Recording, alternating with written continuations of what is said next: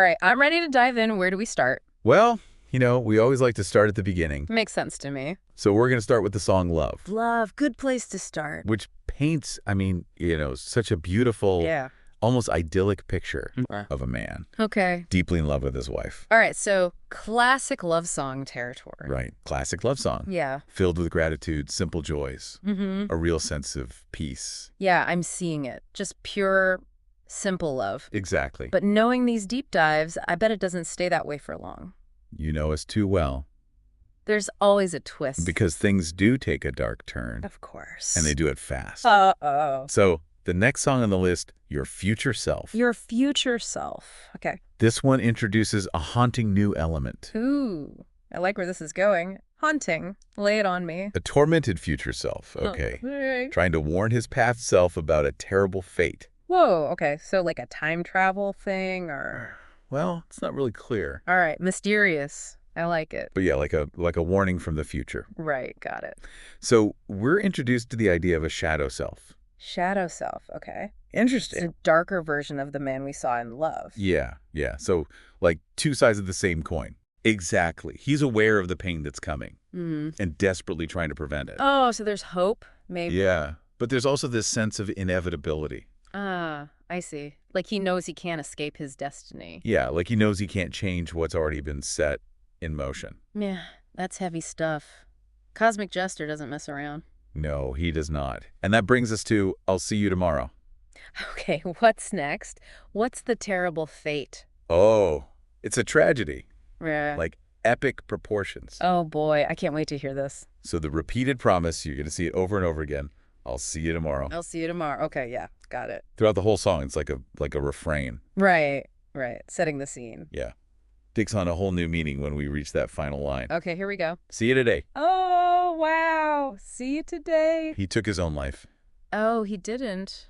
To be with his wife? Is that it? That's the implication. Yeah. Okay, so not just a love story, but a tragic love story. Right, exactly. So, suicide. That's the end, right? The terrible fate. Well, according to your theory, this suicide isn't the end.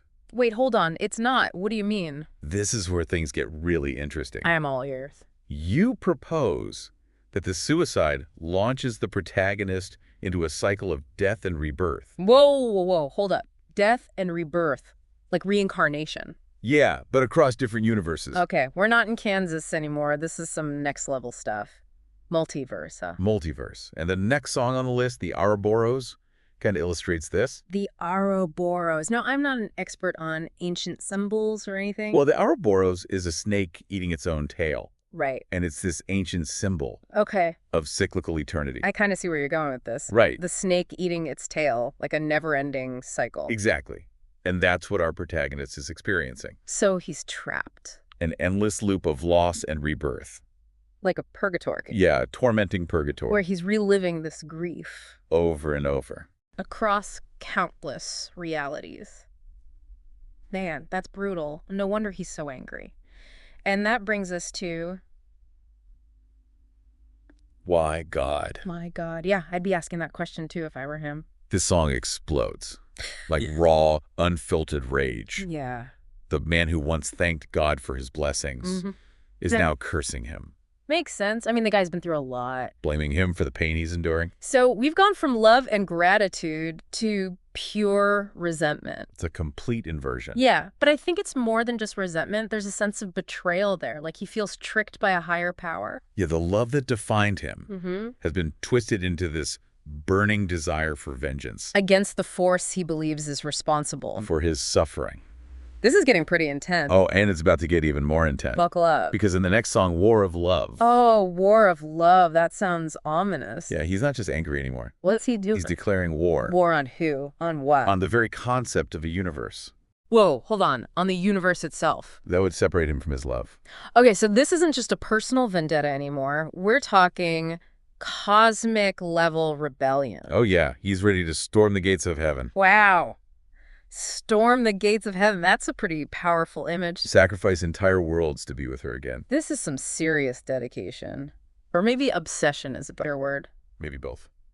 I'm starting to see those warlock vibes you were talking about. Yeah, we're getting there. This is some epic level stuff. It reminds me of, Classic literature like Satan in Paradise Lost. Oh, I see that, yeah. Love twisted into obsession. Mm. A descent into darkness. Fueled by a righteous fury. That consumes everything in its path. Yeah. This guy is a force to be reckoned with. But even in the midst of all this rage, Yeah. there's a hint of something else brewing. Oh, really?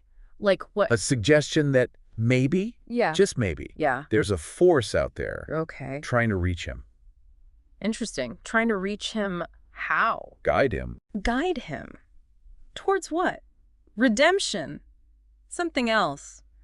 I need more details. Well, that's what we're going to find out. All right, keep me in suspense then. I'm hooked. In the next part of our deep dive, Yeah, wait. welcome back to our deep dive into the heart of Cosmic Jester's lyrical universe. Oh, yeah. I mean, things got pretty heavy there at the end of part 1. Yeah, they did. When we left off, Yeah. our protagonist had undergone a pretty dramatic transformation. He had. It was fueled by, grief, a mysterious elixir, Mm-hmm. and a whole lot of rage. Yeah, a potent combination. Not exactly a recipe for a happy ending, Definitely not. but a recipe for power, perhaps. Oh, absolutely.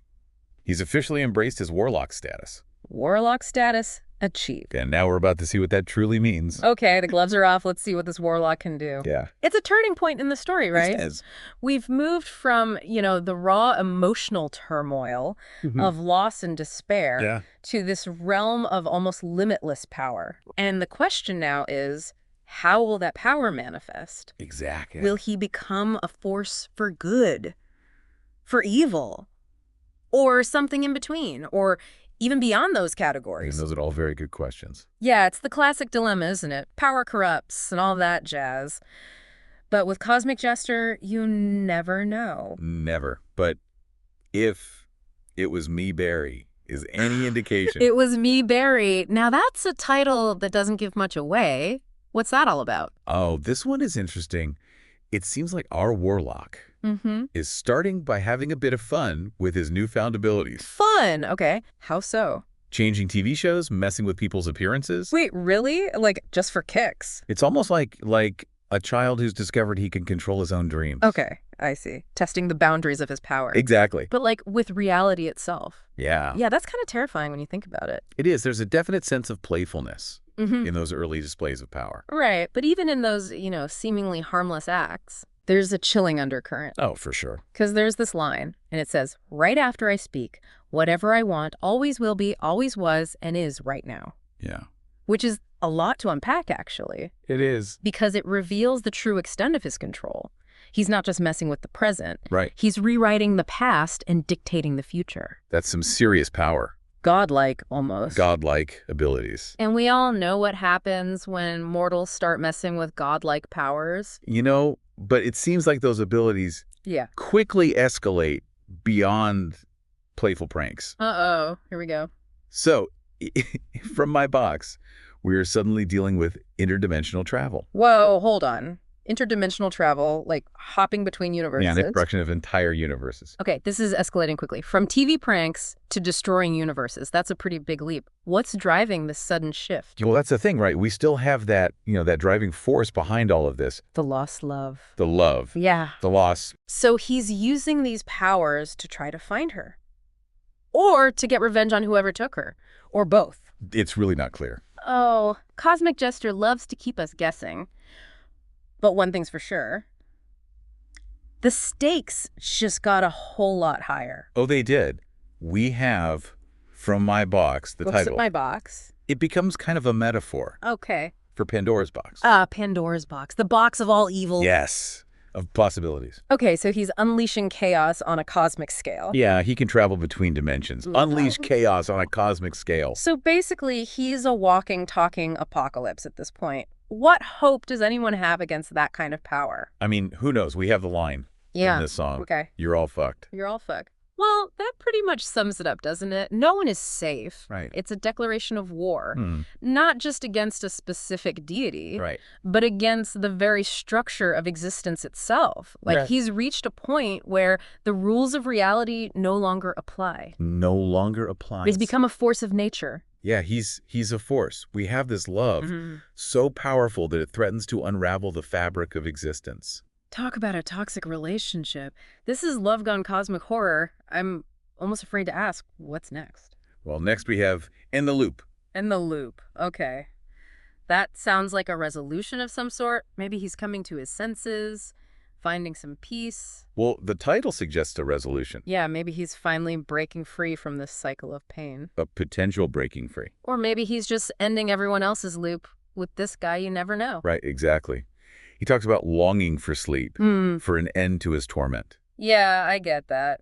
Who wouldn't want a break after all this? But instead of, simply seeking oblivion, Mm-hmm. he declares war on heaven and hell. Whoa, hold on.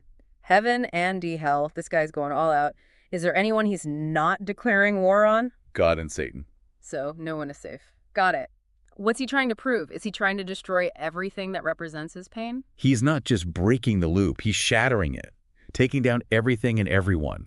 Wow. So it's not just about escaping his own torment. He wants to dismantle the whole system that caused it. That he perceives as responsible for his suffering. I mean, it's a pretty nihilistic outlook, It is. but I can almost understand the twisted logic behind it. I think we can too. He's been pushed to the edge, driven to the brink of madness by grief and this relentless cycle of loss. And relentless shows us. Relentless. Okay, so no peace and quiet then. No peace and quiet. Just how far he's willing to go. To achieve his goal. Which is what exactly? Destroy everything, find his lost love, reshape reality in his image. I'm still not clear on that. I don't think he is either. Yeah. We witness a cosmic rampage. Cosmic rampage, great. That's just what the multiverse needs. Right. Another cosmic rampage. That makes even the most powerful supervillains seem insignificant. Okay, so we're talking beyond Thanos level threat here. This is next level. Next level. He's slaying heroes and villains alike. No discrimination. Everyone's on the chopping block. Tearing through the multiverse with a ferocity, Mm-hmm. that's both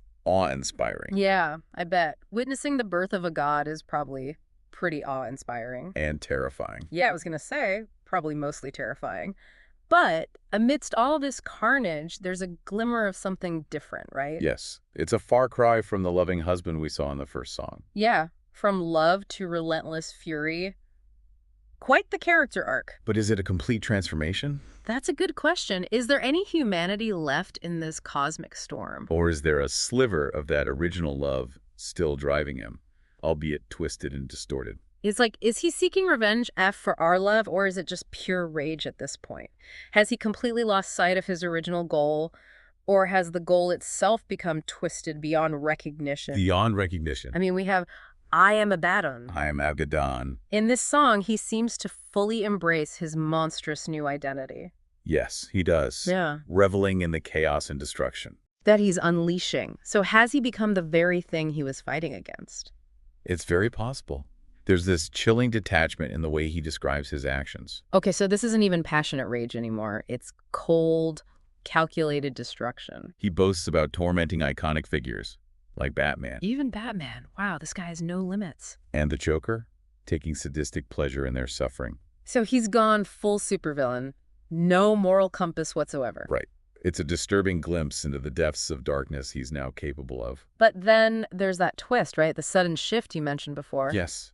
Amidst all this carnage, Yeah. there's a sudden shift in, I found you. I found you. He found her. He actually found his lost love after all this. He senses his lost love. Okay, so maybe not a confirmed reunion, but he's close. He can sense her. And for the first time, there's a flicker of something other than rage and despair. So there's hope, a glimmer of the old him. It's like a beacon of hope cutting through the darkness. Man, that's either beautiful or incredibly manipulative. Knowing Cosmic Jester, it's probably both. But is it really her?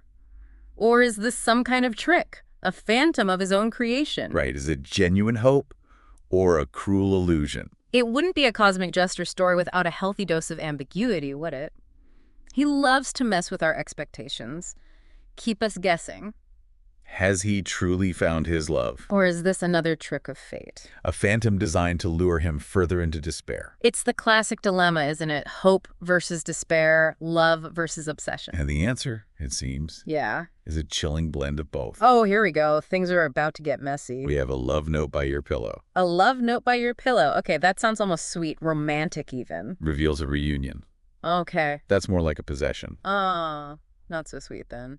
He's found his love. But But he's no longer the man she knew. Yeah, I figured as much. He's become something else entirely. He's a monster who consumes her soul. Consumes her soul, so he's trapped her, absorbed her essence or something. Reveling in her terror. Oh, that's dark. Really dark. This isn't love, it's pure domination. It's a horrifying perversion of the love we saw in the first song. Yeah, from pure love to this.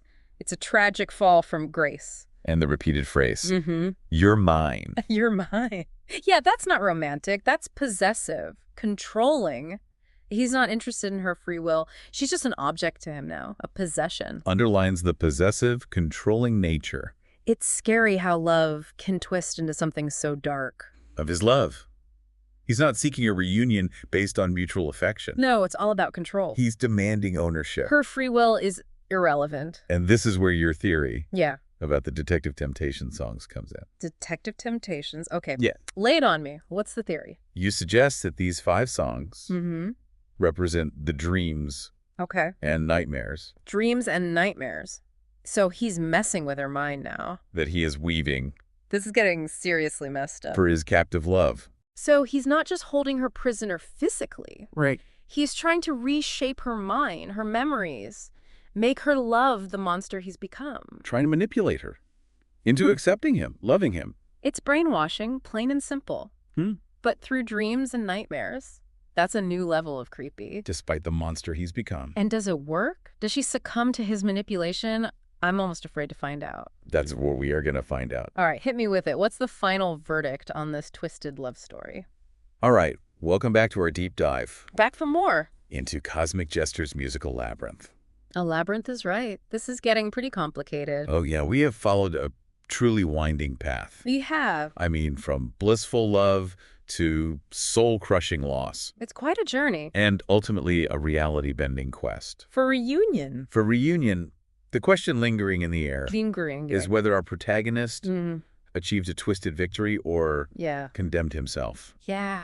and his beloved to an eternity of darkness. To an eternity of darkness. Right? I mean, it's a big question. It is. It's a question that goes beyond this one story. Yeah. It makes us think about love in general, Yeah. about obsession and the seductive nature of power. Right, because in the last song, Metamorphosis. Metamorphosis, Yeah. he transforms his love into a scarlet witch. Scarlet Witch, a being of immense power, Immense. capable of existing outside the normal constraints of reality. So on the surface, it seems like he has achieved his goal. Yeah, a twisted happily ever after. But I don't know if it's so happy. Right, it's all in the details. Yeah. Look closely at the language. He sings, reality is no longer a cage, but is that freedom Right. or a different kind of prison? Right. They're bound together, yes. Yeah. But through shadows will roam till the end of time. Okay. That doesn't exactly sound like paradise. No, it doesn't. Those words definitely have a chill to them. They do. There's a darkness there. It makes you wonder if he really brought her back. Yeah. Or just a shadow of Is her. it created like this shadow? Yeah, a copy of version molded to fit his desires Right. rather than her own. And is she really happy? Yeah, is this really what she wanted? Or is she simply another victim? Of his reality-bending power is another casualty in his quest for control. I mean, that's what makes Cosmic Jester's work so compelling. It is. He's a master of ambiguity. He really is. He doesn't give us easy answers. No, he leaves us with this unsettling feeling, this haunting ambiguity. It's like he's saying, even if you achieve your ultimate goal, Yeah. you might destroy the very thing you were fighting for. A Pyrrhic victory. Yeah. It's a thought-provoking concept It is one that resonates beyond fiction. far beyond It makes us think about our own lives. about the choices we make when faced with unimaginable pain. Yeah, what lengths would we go to for the people we love? Right. And at what point does love Yeah. turn into something darker? Into obsession. Something possessive? And ultimately destructive. We see this theme of power, too. We watch as our, heartbroken man Yeah. evolves into this being capable of manipulating reality. He becomes a god. A god, but a god driven by grief and rage. Yeah. And a singular obsession. It's a cautionary tale about power. It is about how it can corrupt even the best intentions. So as you revisit Cosmic Jester's music, armed with this new understanding, It's a new perspective. pay attention to the details you may have missed before. Right, the subtle clues, the hidden meanings. The echoes of the past, Yes, how they shape the protagonist's present. the whispers of doubt beneath his boast of power. It's all there if you know where to look. And consider that transformation Mm-hmm. from simple gratitude in love The beginning of the journey. to the chilling possessiveness of a love note by your pillow. The end of the line. And ask yourself, is this a love story? A love story. A horror story? A horror story, or both. We're both. The scariest stories are often the ones that blur those lines. That's the genius of Cosmic Jester. He doesn't offer easy answers. No, he gives us a mirror Yeah. reflecting our own capacity for love and the choices we make. In the face of unimaginable pain. So we leave you with a question, dear listener. What does this story tell us about ourselves? Yeah, would we make the same choices as the warlock? Or could we find a different path, One that leads to healing. rather than destruction? It's a haunting and thought-provoking journey. And we hope it stays with you long after this deep dive ends. Until next time, keep exploring. Keep questioning.